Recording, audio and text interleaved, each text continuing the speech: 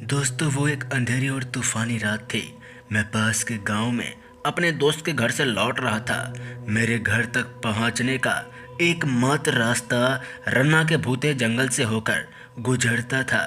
सभी ने कहा कि जंगल को एक डायन, एक चुड़ैल द्वारा स्थापित किया गया था जो कोई भी रूप ले सकती थी। एक दिन मेरे दिमाग में खुदबुदी हुई, जिस वजह से मैं हाथ में मसाल लेकर अकेले ही जंगल की ओर निकल पड़ा, क्योंकि मुझे देखना था कि आखिर सच में जो लोग कहते हैं वो होता है या नहीं। हवा उस रात बहुत तेज चल रही थी और पेड़ झूम रहे थे। मैंने अजीब आवाज़ें तो सुनी, लेकिन मैंने उसे नज़रअंदाज कर दिया। फिर मैंने कुछ ऐसा देखा जिससे मैं भयभीत होकर रुक गया। वहाँ मैंने कोने में खड़े एक महिला को देखा जो खून से लथपथ जमीन पर पड़ी थी। वो ऐसी लग रही थी मानो उस पर किसी जंगली जानवर ने हमला कर दिया हो। वो करा रही थी और मदद के लिए चिल्ला रही थी। मुझे उस पर तरस आया और मैंने उसकी मदद करने का फैसला किया। मैं धीरे से उसके पास गया और उससे पूछा कि आखिर क्या हुआ है आपके साथ, किसने किया है। उसने अपनी पीली आंखों से मेरी ओर देखा और कहा, आपका आने के लिए बहुत बहुत धन्यवाद। मुझ पर एक डायन ने हमला कर दिया। वो शैतानी डायन यही है, इसी जंगल में कहीं छुपी है और वो कोई भी रूप लेकर आ सकती है और लोगों को धोखा दे सकती है। ये सुनते ही मुझे अपनी रीढ़ की हड्डी में ठंडक महसूस हुई।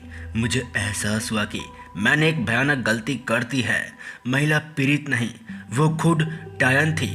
मुझे ऐसा लगा क्योंकि मेरे रोंगटे उस समय खड़े हो गए जब वो बोल रही थी और उसके पैर उल्टे थे। उसने मुझे जाल में फंसा लिया था। उसने मुझे धोखा देने के लिए एक घायल औरत का रूप धारण किया था।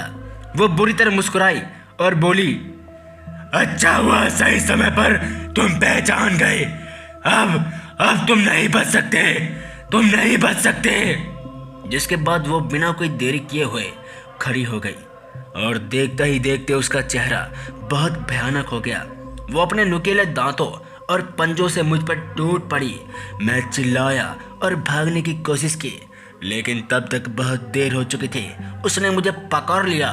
वो मुझे पकड़कर जोर जोर से हंस रही थी, जिसके बाद बेहोश हो गया। फिर मुझे कुछ नहीं मालूम कि मेरे साथ क्या हुआ, लेकिन जब मेरी आंख खुली तो मैं जीवित था। ये देखकर मुझे बहुत ज़्यादा आश्चर्य हुआ। ये मेरी ज़िंदगी में कोई चमत्कार से कम नहीं था। शायद वो मेरी किस्मत थी कि मैं उस रात बच गया, और उस रात के बाद मैं कभी भी रात को जंगल में नहीं जाता हूँ। लेकिन आज तक मेरे दिमाग में एक बात हमेशा खटकती है कि उस रात मैं कैसे बचा। तो दोस्तों, मिलते हैं ऐसे ही खौफनाक कहानी के साथ। तब तक के लिए जय हिंद, जय भारत।